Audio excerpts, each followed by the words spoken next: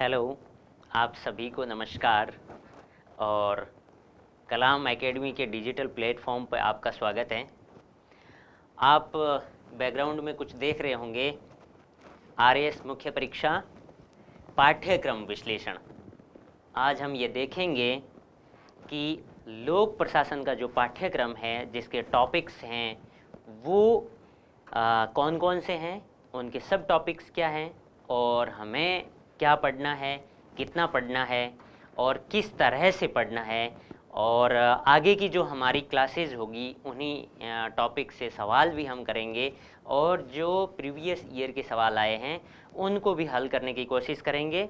और आपको एक जानकारी के लिए बता दूं कि कुछ अभ्यर्थियों की जैसा कि मेरी खुद की और कुछ मेरे फ्रेंड्स की कॉपीज़ जो पिछली बार कई मेंस में लिखी गई हैं, उनमें किस तरह से आंसर लिखे उन्होंने और उसमें किस तरह से उनको नंबर मिले हैं, किस गलती के कारण उनके नंबर काटे गए हैं और किस अच्छे पॉइंट के कारण या सजावट के कारण या डायग्राम के कारण या कुछ और पॉइंट्स डालने की वजह से उनको एक्स्ट्रा नंबर भी मिले हैं। तो इस बारे में हम देखेंगे। आज हम करते हैं पाठ्यक्रम विश्लेषण। तो बिना किसी देरी के शुरू करते हैं पाठ्यक्रम विश्लेषण। और अपना प्रश्न पत्र है 3 और इकाई 2, जिसके अंतर्गत लोक प्रशासन एवं प्रबंध, मुद्दे, गत्यात्मकताएं और अवधारणाएं। ठीक है, चलिए देखते हैं। अपना जो पहला टॉपिक है वह है प्रशासन व प्रबंध। प्रशासन व प्रबंध, इसमें क्या सब टॉपिक्स हैं वो मैं आपको क्लियर कर देता हूँ। पहला तो ये है कि प्रशासन का अर्थ क्या है। ठीक है, यह अर्थ पूछा भी गया है कि प्रशासन का क्या अर्थ है। ठीक, दूसरा इसी में ही अपन जोड़ सकते हैं परिभाषा। प्रशासन की एक विशेष शब्दों में हमें परिभाषा लिखनी कहें तो हम किन किन कीवर्ड्स को चूज करेंगे। फिर है इसकी जो स्कोप क्या है या क्षेत्र क्या है। लोक प्रशासन और प्रबंधन का क्षेत्र क्या है। तो इसमें देखते हैं, क्षेत्र के रूप में हम देख सकते हैं, आगे पढ़ेंगे, एकीकृत है ना, एकीकृत दृष्टिकोण है। दूसरा क्षेत्र के रूप में कहता है कि नहीं प्रबंधात्मक है ना। और फिर है हमारा पोस्ट कॉर्ब के रूप में ले सकते हैं, पोस्ट कॉर्ब। ठीक है, पोस्ट कॉर्ब आपको लेखक का पता होगा या फिर इसके जो सिद्धांत की अवधारणा दी थी लूथर गुलिक, उनके बारे में भी आप जानते होंगे। और फिर हम विषय अध्ययन के रूप में, विषय अध्ययन है ना, जो इतना ज़्यादा पुराना भी नहीं है, तो क्षेत्र के बारे में हम जानकारी लेंगे और इन पे डिस्कशन करेंगे। फिर अपना टॉपिक सब टॉपिक है वह है प्रशासन का महत्व। क्या महत्व है प्रशासन का, क्यों आवश्यकता है प्रशासन की, इस बारे में भी हम पढ़ेंगे। कि जैसे कुछ अपन उदाहरण के रूप में ले सकते हैं, शांति व्यवस्था के लिए है ना, प्रजातंत्र का प्रहरी और स्थायित्व बनाए रखने के लिए। तो इन सभी चीज़ों में हम देखते हैं विकास के रूप में है ना, विकास का यह माध्यम है, संस्कृति का रक्षक है।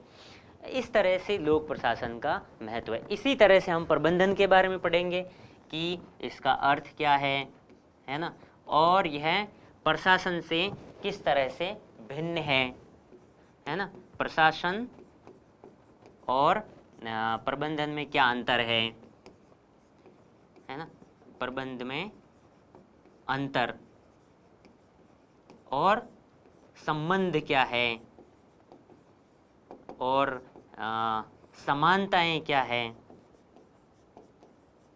तो इन सब के बारे में हम देखेंगे पहले टॉपिक में। जो अपना टॉपिक अगली क्लास होगी, जब हम क्लास शुरू करने जाएंगे तो इसमें यह टॉपिक मिलेगा और उस पर हम विस्तृत रूप से डिस्कशन करेंगे, है ना। तो पहला अपना टॉपिक है वह है प्रशासन और प्रबंध। तो इसका यह विश्लेषण हुआ।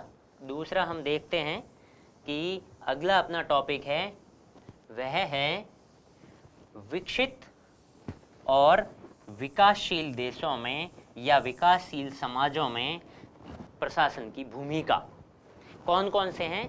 हमें दो तरह के कंट्रीज़ के बारे में बताया गया है, विकसित और विकासशील। अलग अलग उनमें प्रशासन में भूमिका क्या क्या है ना।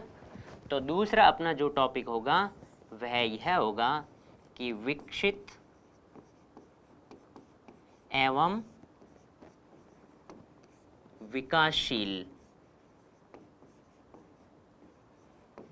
यहाँ राष्ट्र या देश नहीं लिखा है, यहाँ लिखा है समाज। समाजों में प्रशासन की भूमिका, यानी यह क्यों महत्वपूर्ण है या इस प्रशासन का इन देशों में क्या रोल है ना। तो इसके बारे में अब आप विकसित और विकासशील देशों के बारे में एक आधारभूत जानकारी रखते होंगे कि विकसित किसे कहते हैं, विकासशील देश कौन से हैं, उनके उदाहरण आपको कहे जाए तो आप बता भी सकते हैं। तो इनमें दोनों में डिफरेंस क्या है और उनकी में क्या भूमिका है। जैसे हम देखते हैं कि विकसित जो देश हैं उनका पहले ये जानेंगे कि इनका अर्थ क्या है और कौन से राष्ट्र हैं, ठीक। दूसरा यह है कि वहाँ का समाज है कैसा, क्योंकि प्रशासन है वो समाज पर भी काफ़ी डिपेंड है। जिस तरह की रीति रिवाज समाज में परंपराएं, विधि, कानून होंगे, उसी तरह का प्रशासन होगा, और जैसा प्रशासन होगा वैसी प्रजा होगी। तो यहाँ समाजों की दी है, तो हमें यह भी जानना जरूरी है कि वहाँ समाज कैसा है, ठीक है। दूसरा है समाज के बारे में हम बाद में ये जानेंगे कि वहाँ की समस्याएं क्या है, क्योंकि समस्याओं पर ही प्रशासन टिका है कि वहाँ की विशेष समस्याएं होगी, उसी तरह का प्रशासन होगा। जैसा देखने को मिलता है कि जो विकासशील देश हैं उनमें कुरीतियाँ, रूढ़िवादिता, कठोरता, इस तरह की कई चीज़ें पाई जाती है। जैसे यहाँ कोई बीमार पड़ जाता है विकासशील देशों में, तो वहाँ क्या होता है, लोग भोपे के पास में जाते हैं, बल्कि किसी डॉक्टर के पास जाना पसंद नहीं करते हैं।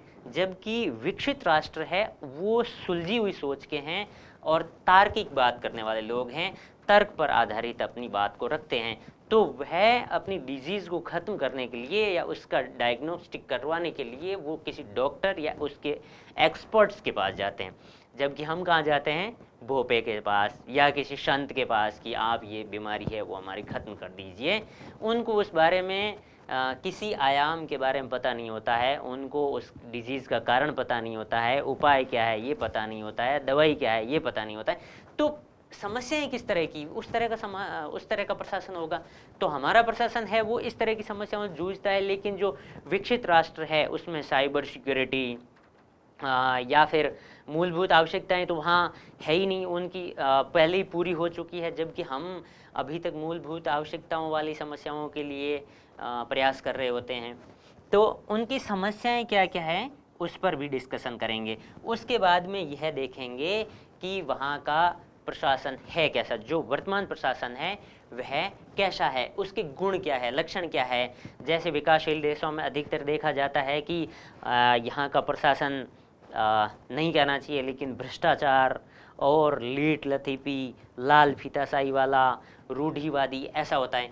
जबकि विकसित राष्ट्रों में है वहाँ का प्रशासन होता है वो पेशेवर नौकरशाही पर आधारित होता है और तार्किक रूप से चिंतन पर आधारित होता है, और वे एडवांस टेक्नोलॉजी के साथ काम कर रहे होते हैं। तो इनके साथ साथ वर्तमान प्रशासन पर भी हम नज़र डालेंगे कि उनका प्रशासन कैसा है ना, वर्तमान प्रशासनिक परिदृश्य, इस पर बात करेंगे।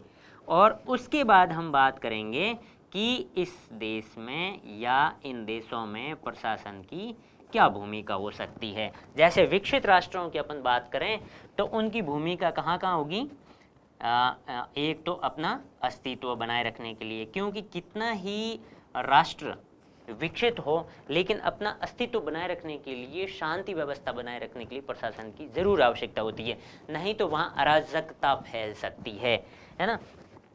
और दूसरा, साइबर सिक्योरिटी जैसे मामले आ रहे हैं, है ना, साइबर सिक्योरिटी भी ज़रूरी है, ठीक है। फिर पॉल्यूशन जैसे मामले आते हैं, है ना। फिर तीसरा, विभिन्न देशों के बीच में व्यापार और इस तरह के रणनीतिक संबंध हैं, उनको भी प्रशासन है, उसमें प्रशासन की महत्वपूर्ण भूमिका होती है।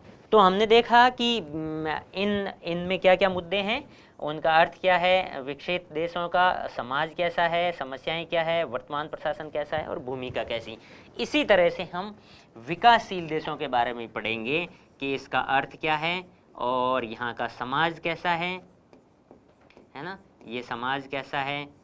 फिर हम देखेंगे कि समस्याएं क्या है यहाँ की, है ना, समस्याएं क्या है, ये समाज, है ना। फिर हम देखेंगे कि यहाँ का वर्तमान प्रशासन है वह कैसा है, और उसके बाद में हम देखेंगे कि यहाँ प्रशासन की क्या भूमिका है। और ज़्यादातर विकासशील देशों में देखी जाए तो भूमिका है वह विकास का माध्यम है, शांति और कानून व्यवस्था बनाए रखता है, और क्या करता है, जो मूलभूत आवश्यकताएं हैं लोगों की, उन सुविधाओं का भी ख्याल रखता है, जैसे रोटी कपड़ा मकान। क्योंकि अभी तक हम इनमें भी जूझ रहे हैं कि हमारे पास आवास नहीं है, भोजन की समस्या है, भूखमरी की समस्या है, बेरोजगारी की समस्या है, और असाक्षरता है, पेयजल की समस्या है, मैनी प्रॉब्लम्स। तो इन सभी समस्याओं पर हमारा प्रशासन है वह अपनी महत्वपूर्ण भूमिका निभाता है। तो इस बारे में, इस टॉपिक में हम पूरी चर्चा करेंगे, और सवाल भी कई बनेंगे। 2 नंबर के सवाल भी बन सकते हैं, 10 नंबर का तो बनना ही बनना है कि विकसित या विकासशील देशों में प्रशासन की क्या भूमिका है। तो इस बारे में हम अच्छी तरह से पढ़ेंगे। अब हम अगला टॉपिक लेते हैं, जो है लोक प्रशासन का अध्ययन विषय के रूप में विकास, है ना। क्योंकि लोक प्रशासन विषय है वो इतना अधिक पुराना नहीं है ना। जैसा कि जीव विज्ञान और पॉलिटी है, उनका कहा जाता है कि वो विषय अरस्तु के टाइम का, फिलोसॉफी तो बहुत और भी पुराना टाइम, लेकिन लोक प्रशासन है वह इतना पुराना नहीं है पुराना है, लेकिन अध्ययन विषय के रूप में पुराना नहीं है ना। तो फिर तीसरा अपना पॉइंट होगा, वह टॉपिक होगा लोक प्रशासन विषय का विकास, है ना। अध्ययन विषय के रूप में किस तरह से विकास होता है। हर एक सब्जेक्ट का है अपना विकास होता है, उद्भव होता है, उसके पीछे कई कारण होते हैं। तो इसकी जानकारी हम इस टॉपिक में करेंगे। जैसे इनको हम टॉपिक्स को कुछ भागों में बांट देंगे। जैसे इसका प्रथम चरण है ना, ये प्रथम चरण, फिर दूसरा, फिर तीसरा और चौथा और पांचवा, और अभी आगे क्या चल रहा है उस बारे में। जैसे प्रथम चरण था तो वह था राजनीति और लोक प्रशासन, राजनीति प्रशासन द्विभाजन। यानी यहाँ एक विद्वान होते हैं, प्रोफेसर होते हैं, और वो अंततः अमेरिका के राष्ट्रपति बनते हैं। तो जिनका मैं महोदय जी का नाम लेना चाहूँगा, वुड्रो विल्सन, 1887 में इस विषय की नींव रखी, और उन्होंने कहा कि राजनीति है वो राज्य की इच्छाओं को रखती है, लेकिन लोक प्रशासन है वह राज्य की इच्छाओं को क्रियान्वित करता है। तो लोक प्रशासन के जो सवाल है वो राजनीति के सवाल नहीं होते, और राजनीति के सवाल है वो लोक प्रशासन के सवाल नहीं हो सकते। तो इन दोनों में द्विभाजन हो गया यहाँ से, है ना, जिसको हम एक शॉर्ट शब्द में कह सकते हैं विल्सोनियन पुकार। यानी विल्सन ये कह रहे हैं कि राजनीति और लोक प्रशासन दोनों अलग विषय हैं। तो दूसरा चरण आता है, वह था सिद्धांतों का स्वर्णकाल। बेशक कोई भी सब्जेक्ट बन गया, कोई भी एक हाइपोथेसिस लिखी जाती है तो उसमें सिद्धांत भी आते हैं, तो सिद्धांतों का स्वर्णकाल। यहाँ कई सारे सिद्धांत बनते हैं लोक प्रशासन के, और लोक प्रशासन को विज्ञान की श्रेणी में लाने के लिए प्रयास किए जाते हैं, है ना। कई सारे इसमें विद्वान शामिल होते हैं, कई सारे विद्वानों का योगदान होता है। फिर हम पढ़ेंगे, इसी में टॉपिक है, फिर है चुनौतियों का काल। चुनौतियों का काल, क्योंकि कोई भी सब्जेक्ट्स लिखा जाए या फिर कोई भी कार्य किया जाए उसमें चुनौतियां तो आना वाजिब है, तो इसमें भी चुनौतियां आती हैं। फिर है चुनौतियों के बाद पहचान का संकट उत्पन्न हो जाता है कि लोक प्रशासन वास्तव में विषय है या नहीं है। पहचान का संकट मतलब लोक प्रशासन एक तरह से अंधेरे में चला जाता है, लेकिन कुछ ड्वाइट वाल्डो जैसे ऐसे कई विद्वान होते हैं जो इसे अंधेरे से निकाल कर प्रकाश की ओर ले जाते हैं। और फिर अपना है लास्ट अंतर्विषयक काल, है ना। इसमें कई सारे विषय आ जाते हैं। इसमें नवलोक प्रबंध आता है, नवीन लोक प्रबंधन, नवीन लोक प्रशासन आ जाता है, और फिर हनी प्रतिवेदन और मिन्नोब्रुक सम्मेलन और कई सारी बुक्स, तो इस तरह की चीज़ें इसमें आती है और इनको हम पढ़ेंगे। इससे सवाल पहले बन चुके हैं। इसके सवाल किस तरह से बनते हैं मैं आपको बता दूं कि या तो यह कहा जाता है कि सिद्धांतों का स्वर्णकाल, इस बारे में आपको लिखना है और वह 5 मार्क्स का है, या फिर ऐसे कह दिया कि चुनौतियों का काल और इसे 2 मार्क्स के रूप में दे दिया, या फिर ऐसे कह दिया कि राजनीति लोक प्रशासन जो विभाजन है उस पर प्रकाश डालिए, तो यह भी सवाल बन सकता है। और 10 नंबर का यदि सवाल बनता है तो सारे ही एक साथ चरणों का पूछ लिया जाता है, विकास यात्रा पूरी की पूरी 10 नंबर की। तो हमें इसमें क्या करना है वह हम अगले जो क्लास होगी अपनी उसमें अध्ययन करेंगे। अगला अपना जो टॉपिक है वह है नवीन लोक प्रशासन, है ना। नवीन लोक प्रशासन एक पारंपरिक लोक प्रशासन के हटकर कई मायनों में अलग हैं, तो उसका एक स्वतंत्र टॉपिक दिया गया है कि नवीन लोक प्रशासन क्या है। तो अपना अगला टॉपिक रहेगा वह रहेगा नवीन लोक प्रशासन। इसमें हम क्या पढ़ेंगे कि नवीन लोक प्रशासन पारंपरिक लोक प्रशासन है उस किस तरह से भिन्न है ना। तो इसमें हम पढ़ेंगे नवीन लोक प्रशासन का अर्थ क्या है, इसका उद्भव कैसे हुआ, क्यों हुआ, उद्भव क्यों और कैसे। फिर उद्भव हुआ, इसके बाद में इसका विकास कैसे हुआ, किन किन कारकों का, जो किन किन तत्वों का इसमें योगदान रहा। उसके बाद में हम पढ़ेंगे कि जो हन्नी प्रतिवेदन, इस बारे में पढ़ेंगे कि उस रिपोर्ट में क्या था, है ना। फिर सम्मेलन कौन कौन से हुए, उन सम्मेलनों के बारे में पढ़ेंगे, है ना। फिर उसके बारे में बाद में यह पढ़ेंगे कि इसके लक्ष्य क्या क्या थे।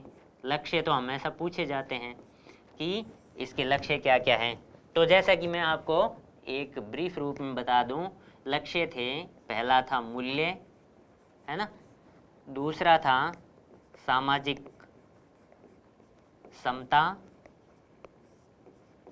इनमें भी सवाल पूछे जाते हैं, जैसे ऐसे पूछ लिया कि मूल्य क्या है, छोटा था दे दिया 2 नंबर का मूल्य, बस इसके बारे में आपको बताना है ना। फिर यह कि प्रासंगिकता, है ना। फिर उसके बाद में परिवर्तन।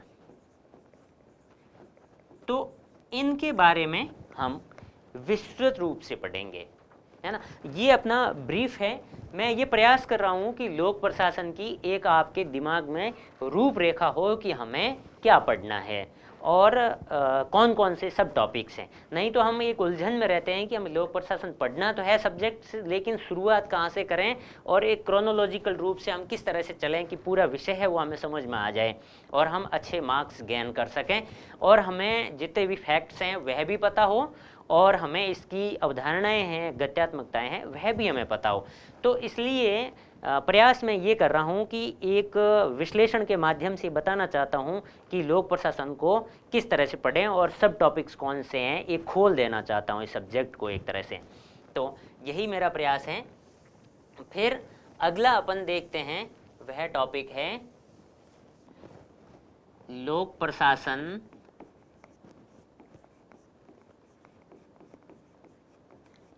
अध्ययन के उपागम, या हम कह सकते हैं दृष्टिकोण, या हम यह भी कह सकते हैं कि उसकी पद्धतियां कौन कौन सी है। तो उन पद्धतियों का हम अध्ययन करेंगे कि लोक प्रशासन को किस दृष्टि से देखा जाता है और किस तरह से उसकी अध्ययन या स्टडी की जाती है।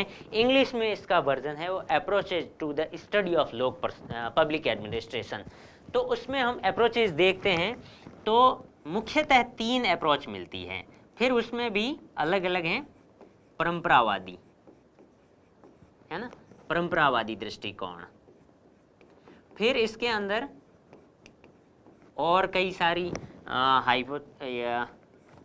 निकल की पद्धतियाँ निकलती है, वे जैसे ऐतिहासिक, वहाँ हम जब क्लास होगी तो अच्छी तरह से पढ़ेंगे। ऐतिहासिक, है ना, राजनीतिक, फिर कानूनी, है ना, और केस स्टडी, है ना। केस स्टडी मीन्स किसी भी समस्या के या किसी भी एक पहलू के कई सारे आयामों का एक विवरणात्मक रूप से और ऐतिहासिक रूप से और उसके सभी आयामों को पढ़ते हुए सॉल्यूशन ढूंढने की कोशिश की जाती है, जिसे हम केस स्टडी या जीवन वृत्तात्मक पद्धति कहते हैं। तो ये इस तरह की कही है। जैसे एक और आ जाती है फिर वैज्ञानिक प्रबंध, है ना। तो इस तरह की ये पद्धतियाँ आएगी। दूसरी हम देखते हैं तो वह है व्यवहारवादी। व्यवहारवादी व्यवहारवादी उपागम। और तीसरा है वह है व्यवस्थावादी उपागम।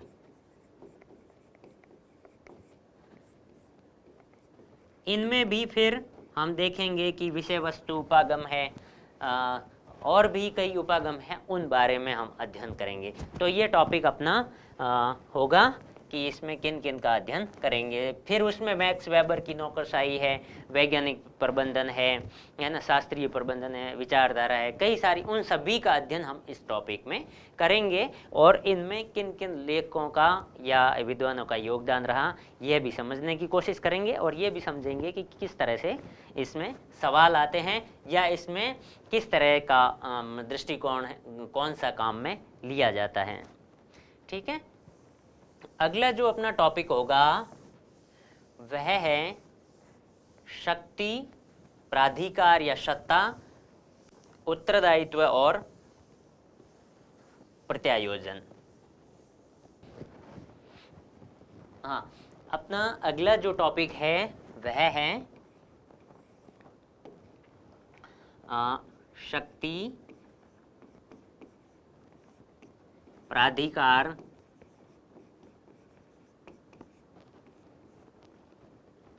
एवं उत्तरदायित्व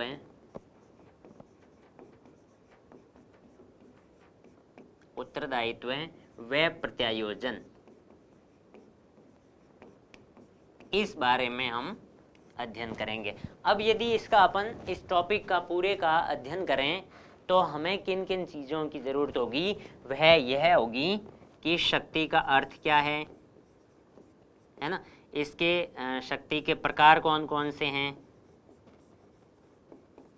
है ना, कौन कौन से, जैसे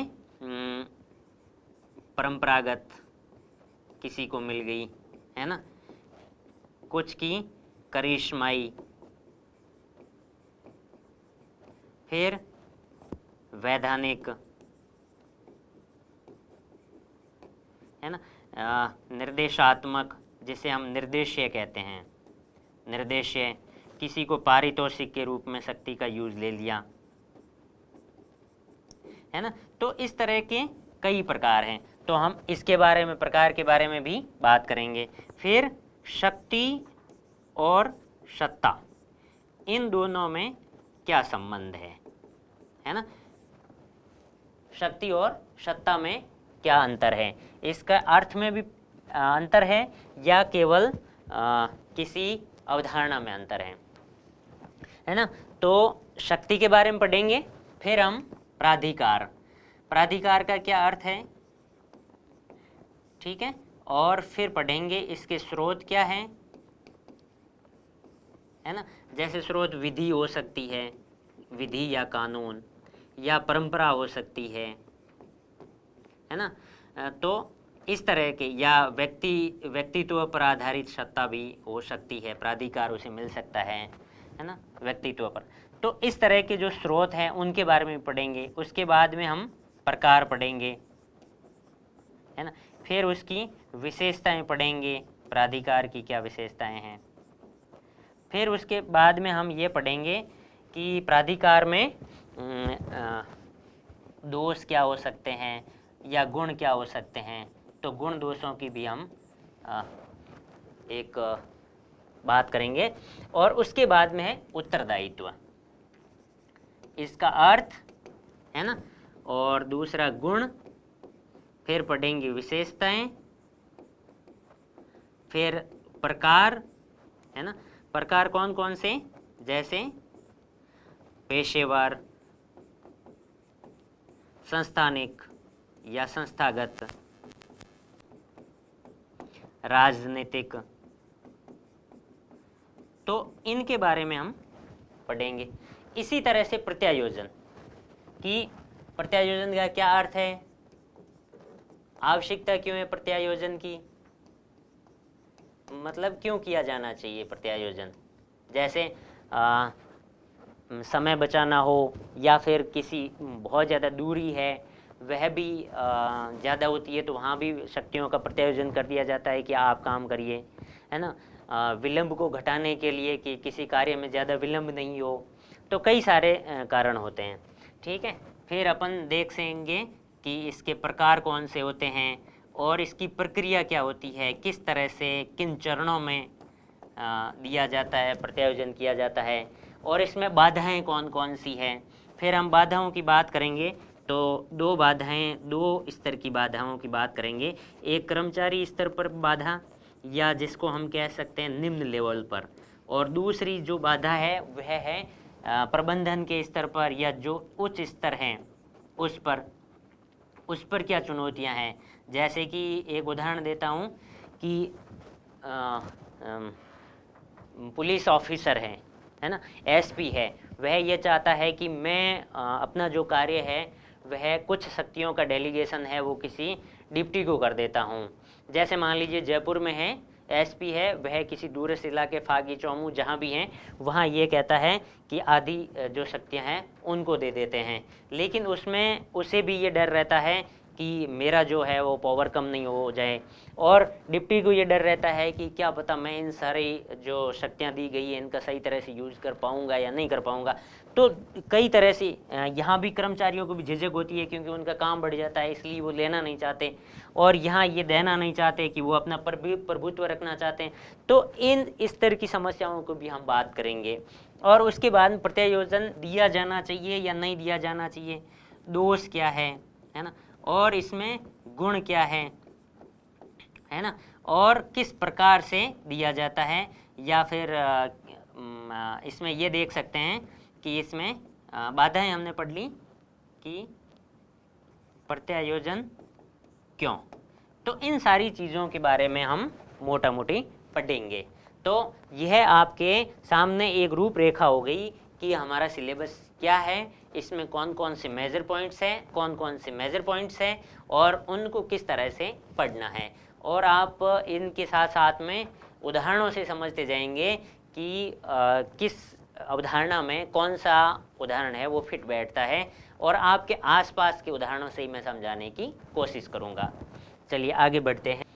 अब हम बात करेंगे कि संगठन के सिद्धांत, यह एक टॉपिक है। दूसरा है प्रबंधन के कार्य, तीसरा निगमित अभिशासन, चौथा एनपीएम और पांचवा परिवर्तन का प्रबंधन। इस बारे में इन टॉपिक्स में हमें क्या क्या पढ़ना है इसका ओवरव्यू और एक रूपरेखा देखते हैं। पहला है कि संगठन के सिद्धांत। वैसे तो देखा जाए तो संगठन के कई सारे सिद्धांत कई सारे लेखकों ने अलग अलग तरीके से दिए हैं। किसी ने 5 दिए, किसी ने 10 दिए, किसी ने 14 दिए, किसी ने 29 दिए, इस तरह से। लेकिन जो अपने 3 मेजर पॉइंट्स हैं वह इस सिलेबस में दिए गए हैं और उनको अच्छी तरह से हमें पढ़ना है और ज़्यादा टफ इनसे सवाल भी पूछे नहीं जाते हैं। तो 3 वो टॉपिक है, पद सोपान है एक, दूसरा है नियंत्रण का क्षेत्र और तीसरा है वह आदेश की एकता। इनसे ज़्यादा से ज़्यादा हमें परिभाषा पूछी जाती है या प्रकार पूछे जाते हैं या फिर कोई ऐसा उदाहरण पूछा जा सकता है या फॉर्मूला ग्रेकुनाज का पूछा जा सकता है। ठीक है, तो पद सोपान, इसका हम इसमें ये देखेंगे कि इसका अर्थ क्या है और इसकी विशेषताएं क्या है ना, और इसकी कार्य प्रणाली क्या होती है, कैसे कार्य यह करता है। इसके गुण दोष भी हम देखेंगे कि इसमें क्या गुण है पद सोपान में। जैसे कि हम कुछ गुणों पर चर्चा करें तो यह मोटा मोटे हो सकते हैं कि वह एक तो समन्वय बनाए रखता है ना, दूसरा है कि यह समग्रीकरण करता है, एकीकरण कहें या समग्रीकरण करें, एक उचित मार्ग भी हमें देता है कि हमारी फाइल है एक अधिकारी से दूसरे के पास, दूसरे से तीसरे के पास और इस तरह से आगे बढ़ती है, जिससे इसमें कोई यदि फाइल्स में प्रॉब्लम है तो भी इसका सॉल्यूशन लास्ट तक हो जाता है। लेकिन इसके दोष देखें तो भी कई सारे दोष हैं। क्या है? लेट लतीफ़ी है ना, कई सारे काम नहीं करना चाहते तो कार्य विलंब हो जाता है ना। फिर इसमें कोई पहल नहीं कर सकता क्योंकि यहाँ एक हायरार्की चलती है जिससे कोई पहल बीच में नहीं कर सकता। कठोरता है और किसी विशेष व्यक्ति के नवाचारों पर कोई किसी तरह का ध्यान नहीं दिया जाता है। तो यह हमारा है जो गुण दोष हो गए। फिर इसकी कुछ सीमाएं क्या हैं और इसके बाद में हम एक समालोचनात्मक मूल्यांकन करेंगे कि यह सही है या गलत है ना। और इसमें यह भी पढ़ेंगे कि इसमें कौन कौन से फॉर्मूलाज होते हैं, जिसे गैंग प्लैंक नियम भी कहते हैं। गैंग प्लैंक नियम के बारे में भी हम पढ़ेंगे, है ना। गैंग प्लैंक नियम, इसके बारे में भी पढ़ेंगे और यह ज़्यादातर पूछ लिया जाता है कि गैंग प्लैंक नियम क्या है। ठीक है, इस बारे में भी हम अध्ययन करेंगे। फिर अगला अपना टॉपिक है नियंत्रण का क्षेत्र। इसका अर्थ क्या होता है ना। नियंत्रण का क्षेत्र क्या होता है, उसके निर्धारक तत्व कौन से होते हैं, निर्धारण कौन करता है और इसकी नियंत्रण की आवश्यकता क्या है, क्यों आवश्यक है नियंत्रण, है ना। और किन किन तकनीकों का यूज़ लिया जाता है ना। और अभी इसमें क्या परिवर्तन हुआ है ना, क्योंकि टेक्नोलॉजी बढ़ गई तो नियंत्रण का क्षेत्र भी उस तरह से सिमटता गया कि किसी कर्मचारी पर नियंत्रण रखना है। तो जैसा कि एक नवाचार पहले हुआ था जब मैं टीचर था, तब उस समय की हर रोज़ अपने टीचर की उपस्थिति विद्यालय में आने के बाद साइन करके उसका फ़ोटो है वो व्हाट्सएप नियंत्रण अधिकारी को भेजा जाता था और वह 10:30 बजे तक जयपुर हेडक्वार्टर पर बैठे हुए व्यक्ति को या उच्च अधिकारी को मिल जाता था कि आज राजस्थान में अध्यापकों की उपस्थिति कितनी है और कितने छुट्टी पे हैं और कितने फल्लू मार के चले गए हैं।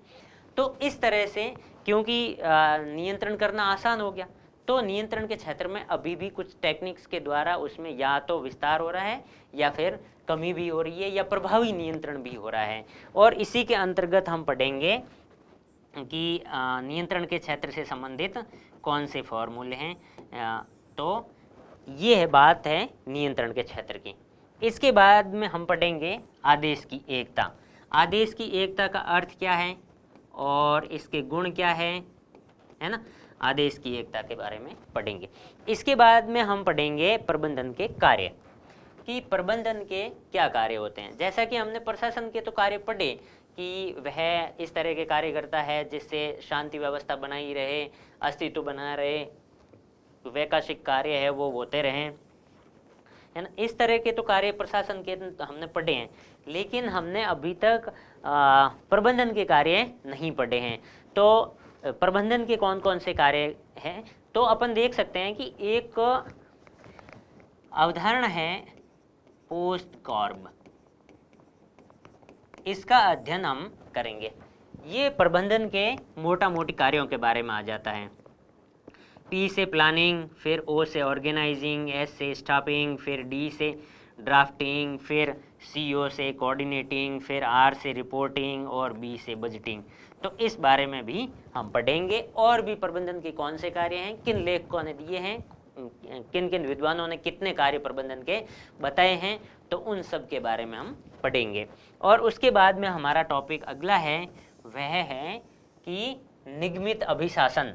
मतलब निगमित अभिशासन क्या है, क्यों आवश्यक है ना, और कहाँ यूज लिया जाता है इस शब्द का, है ना, और इसके क्या गुण हैं, और इस अवधारणा के आने के बाद क्या प्रभाव पड़ा है ना। तो इन सब के बारे में हम पढ़ेंगे, निगमित अभिशासन के बारे में। फिर उसके बाद में अपना है NPM, है ना, NPM की नवलोक प्रबंध।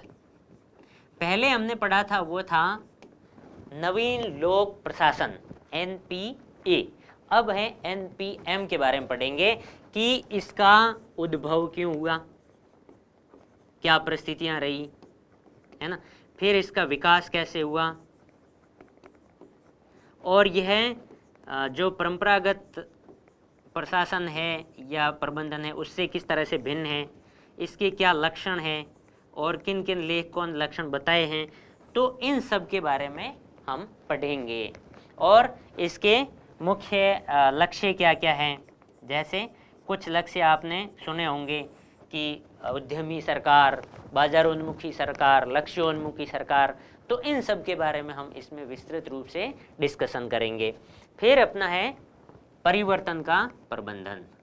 परिवर्तन का प्रबंधन यह एक ऐसा टॉपिक है जिसकी सामग्री हमें अध्ययन की किताबों में बहुत कम मिलती है कि परिवर्तन का प्रबंधन क्या है ना, क्या है।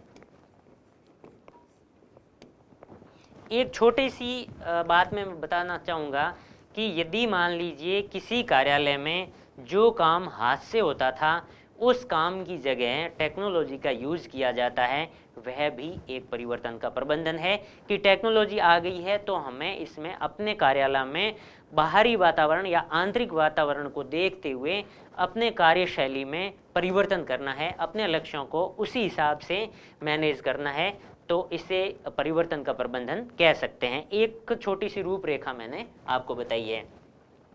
तो ये क्या है और कौन कौन से तत्व है जो इन्हें प्रभावित करते हैं, है ना, कौन से तत्व।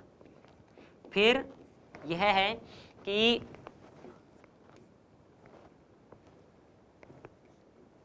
सॉरी इसमें कोई मिस्टेक,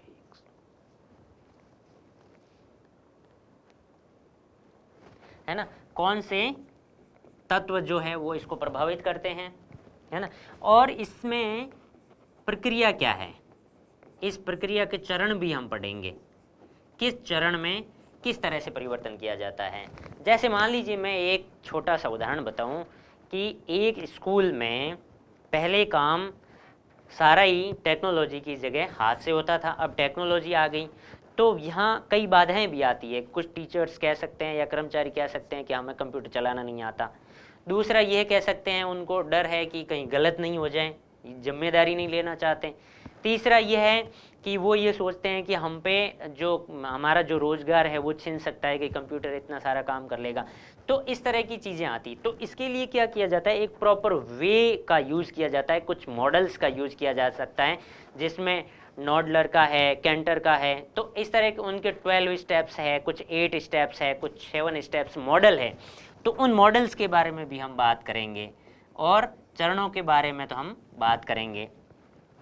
फिर उसके बाद में है कि यह कैसा है, कि इसके गुण दोष क्या है ना, उसमें बाधाएं क्या आ सकती है और किस स्तर से शुरू किया जा सकता है ना, कि कुछ ऐसे मॉडल्स होते हैं जिन्हें हम एकदम से शुरू कर देते हैं, कुछ वृद्धिशील मॉडल होते हैं, है ना, कुछ एकदम परिवर्तनकारी होते हैं, कुछ उच्च स्तर के होते हैं कि उच्च स्तर पर किया जाए परिवर्तन, कुछ निचले स्तर पर होता है।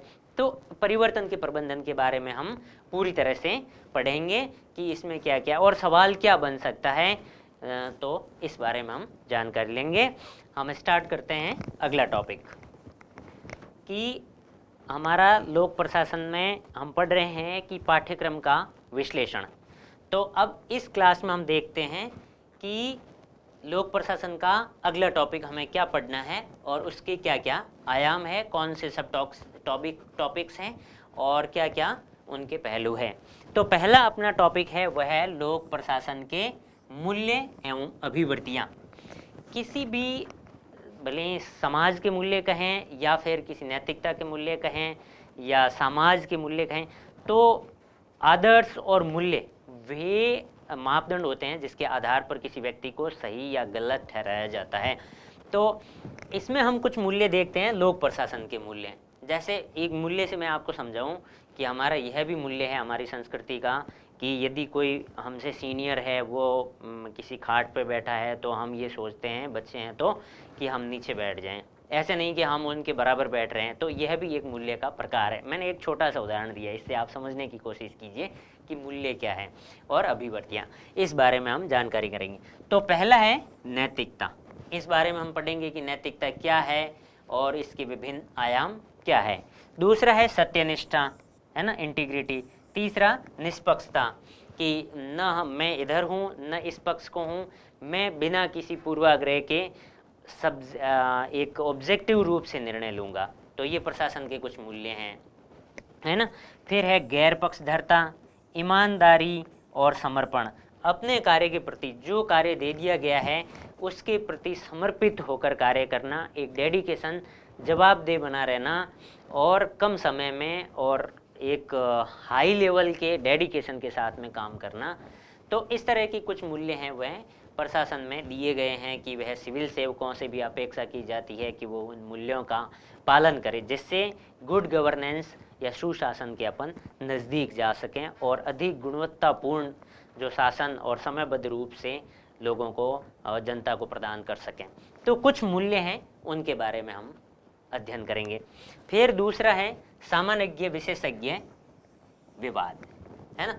अब हम इसके बारे में पढ़ेंगे कि सामान्य और विशेषज्ञ कौन होते हैं, ये मतलब है कौन।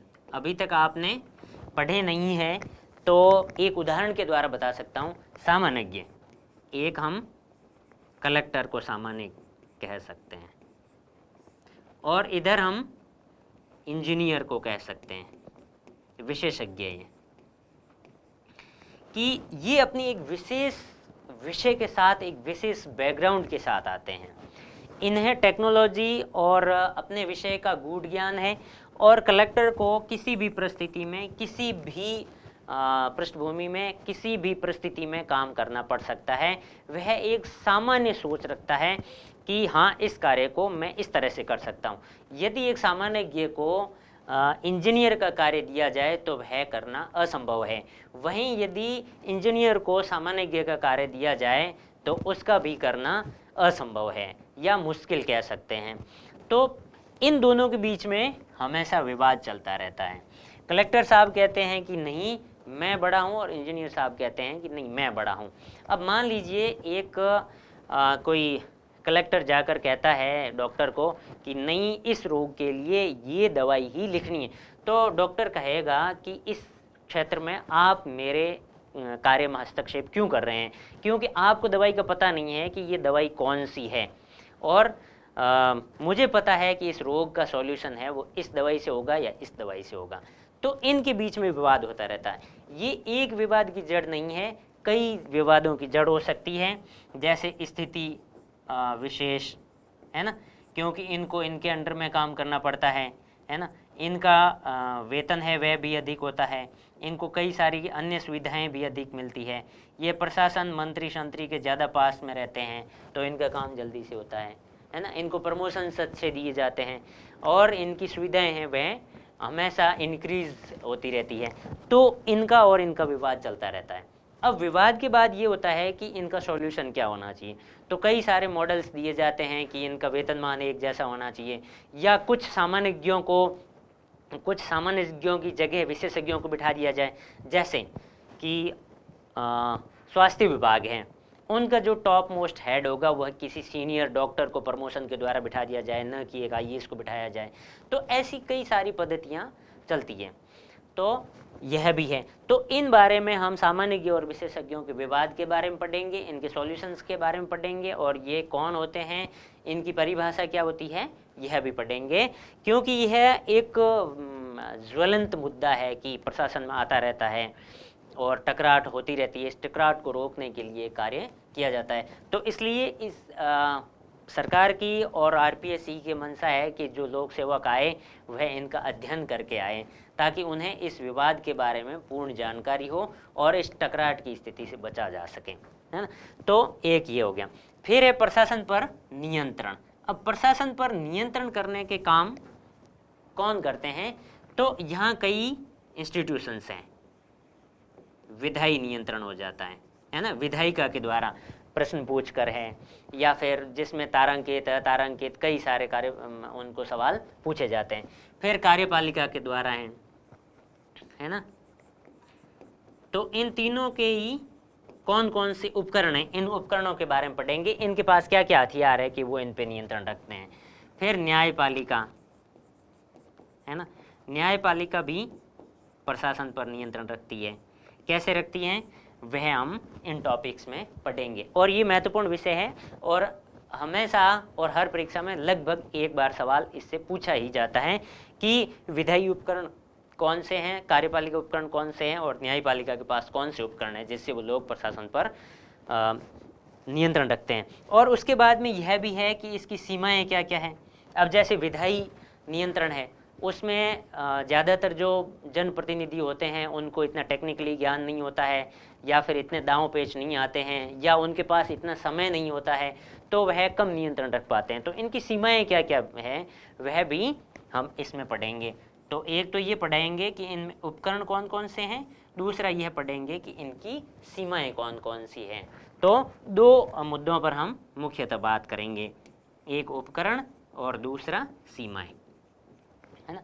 फिर हम देखते हैं संस्कृति। ये मैंने यहाँ शॉर्ट में लिखा है, संस्कृति कौन सी संस्कृति, राजस्थान की प्रशासनिक संस्कृति कैसी है।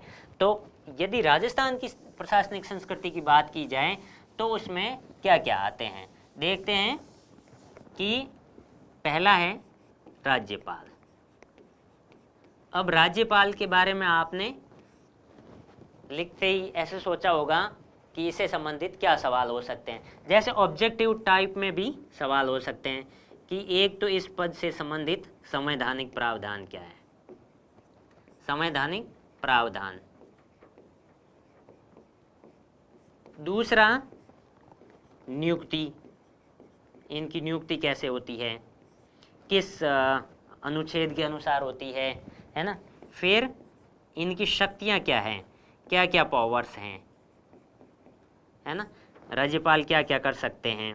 फिर विवाद भी होते हैं, राज्यपाल मुख्यमंत्री विवाद भी होते हैं, तो इस विवाद के बारे में भी पढ़ेंगे, है ना। फिर हम इनको ऐसे कि पद से किस तरह से हटाया जा सकता है, जो भी इनके इस तरह के पहलू है उनके बारे में जानकारी से विस्तृत से पढ़ेंगे। फिर इसी तरह से हमारा आ जाएगा मुख्यमंत्री। मुख्यमंत्री के बारे में पढ़ेंगे, उनकी क्या शक्तियां हैं, वे किस तरह से मंत्रियों को लेते हैं, किस तरह से केंद्र और राज्य के बीच में संवाद जारी रखते हैं, किस तरह के विकास के कार्य करते हैं, कौन कौन सी नीतियां बनाते हैं और इसमें सहयोग कौन करता है और किस आधार पर मंत्रियों को विभाग बांटे जाते हैं। तो इस तरह की चीज़ें हैं वह हम इस पद में पढ़ेंगे। फिर अपना आएगा सचिवालय, है ना। सचिवालय है जैसे राजस्थान का सचिवालय है, उसके राजस्थान के सचिवालय के बारे में पढ़ेंगे कि इसकी कार्यप्रणाली क्या है, गठन कब हुआ, है ना, ओम्बुड्समैन प्रणाली क्या है ना, और इनमें पदों की हायरार्की क्या होती है और यह निदेशालय से कैसे अलग होता है, difference between directorate and secretariat. तो इन बारे में हम जानकारी करेंगे। तो इसके बाद हमारा आ जाता है निदेशालय, है ना।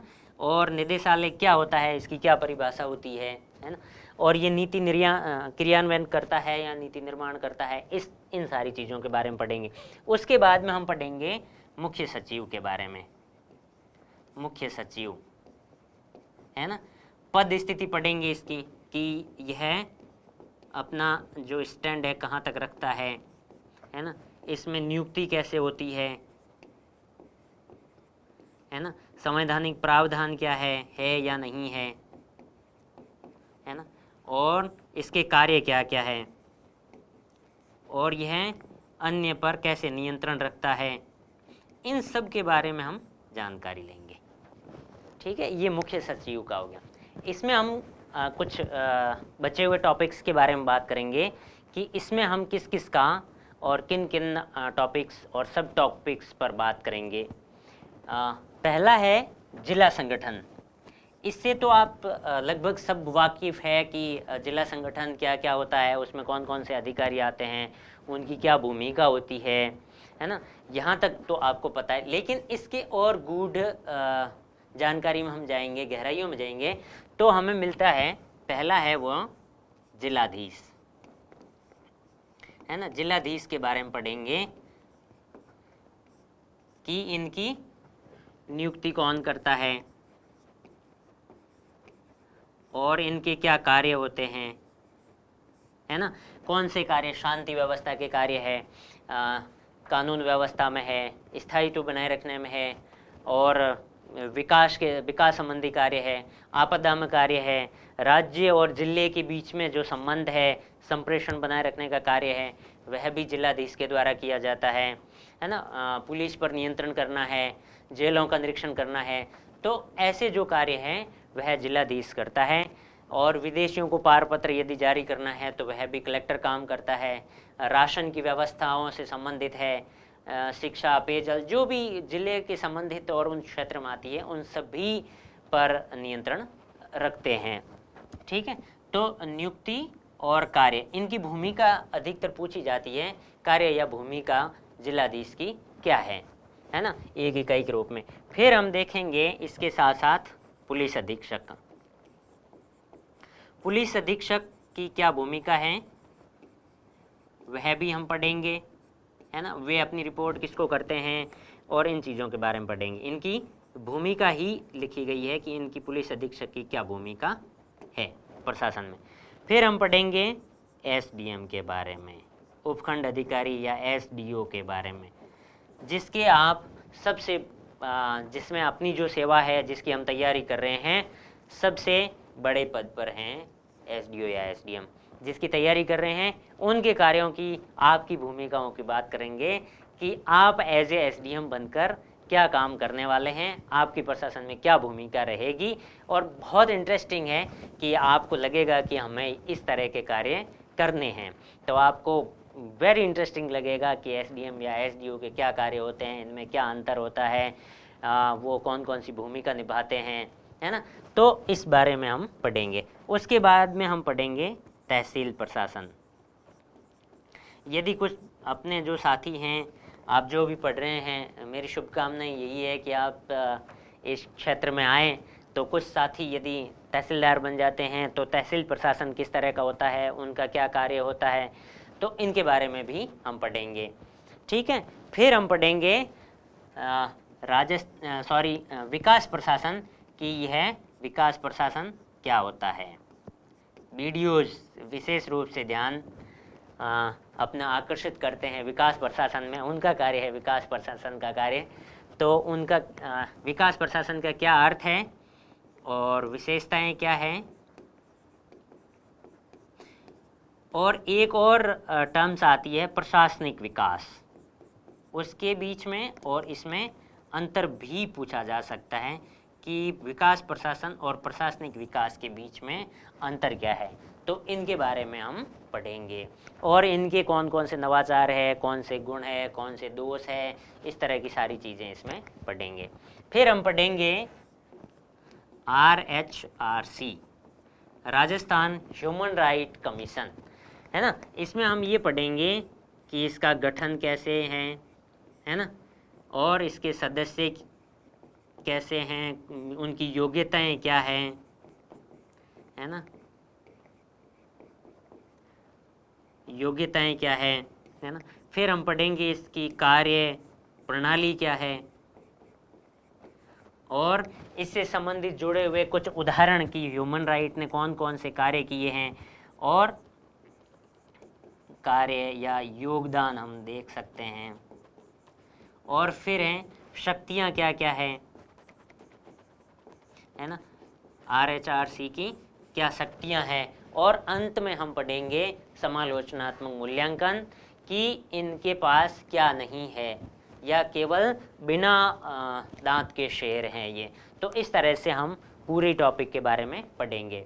फिर हम पढ़ेंगे इसी तरह से राज्य निर्वाचन आयोग के बारे में कि इनके क्या कार्य होते हैं, क्या संवैधानिक प्रावधान है, इसमें अभी करंट पदाधिकारी कौन कौन है और कौन कौन रह चुके हैं, उनकी क्या कार्य प्रणाली रही है, उन्होंने कौन कौन से नवाचार किए हैं, इन सभी बातों के बारे में हम विस्तृत रूप से पढ़ेंगे।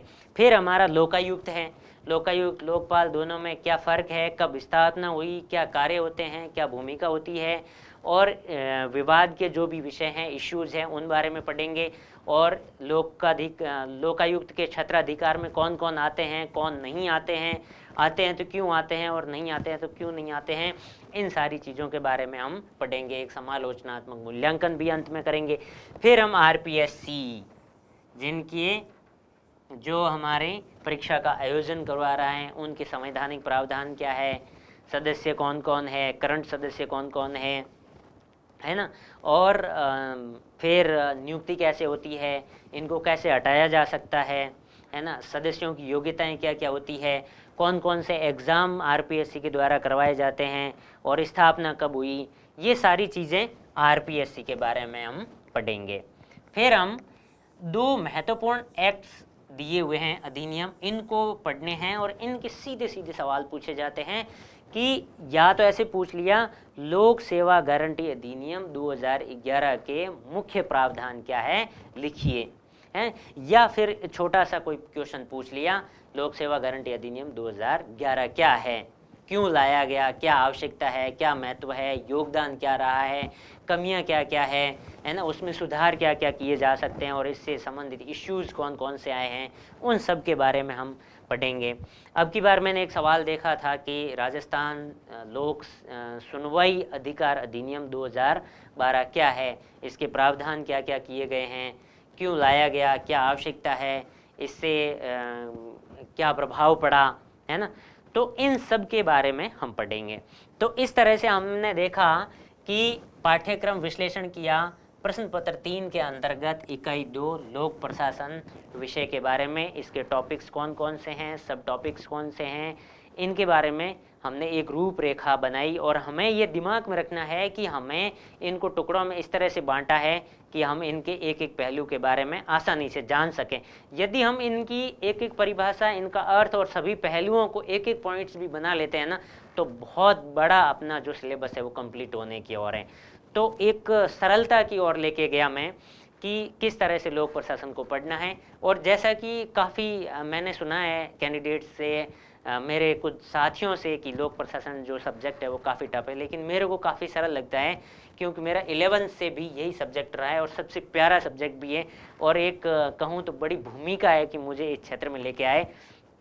क्योंकि लोक प्रशासन में आप 11th और 12th की किताब देखेंगे तो उसमें पीछे ग्राम सेवक, पटवारी, यहाँ तक तहसीलदार, फिर एसडीओ, फिर जिला कलेक्टर, इन सब के बारे में जानकारी दी हुई है। और वो जानकारी मेरे टाइम में 2006-07 में ग्रामीण पृष्ठभूमि के ग्रामीण स्कूलों के बच्चों को नहीं हुआ करती थी। तो जब मैंने इनके बारे में पढ़ा तब मुझे लगा कि हाँ, इस तरह से इनकी नियुक्ति होती है, इस तरह से इनका जो चयन किया जाता है, और इवन यहाँ तक कि इनको हटाया भी किस तरह से जा सकता है। तो इस सब बारे में पढ़ा। तो मेरा ये एक फेवरेट टॉपिक है, जो सब्जेक्ट है सॉरी। तो 11th 12th और फिर ग्रेजुएशन में भी लोक प्रशासन रहा, और मैंने अभी सोचा है कि मैं इसमें पोस्ट ग्रेजुएट भी करने की सोच रहा हूँ। तो इस टॉपिक को हम अच्छी तरह से पढ़ेंगे, और इससे संबंधित जो सवाल बनेंगे और सवाल कौन से पूछे गए हैं, इन सब का अपन अगली क्लासों में डिस्कशन करेंगे। तब तक अपने टॉपिक को देखिए, वापस फिर से उनको पढ़ने की कोशिश कीजिए, और नोट्स भी बनाना शुरू कर दीजिए कि इन पे छोटी छोटी लाइंस लिख के कि ये चीज़ इसमें है, तो आपके ये काफ़ी हेल्पफुल होगा। Thank you very much. और अपना फीडबैक है वह आप किसी भी तरीके से हम तक पहुंचाएं, और ध्यान से सुनने के लिए आपका बहुत बहुत शुक्रिया और थैंक यू।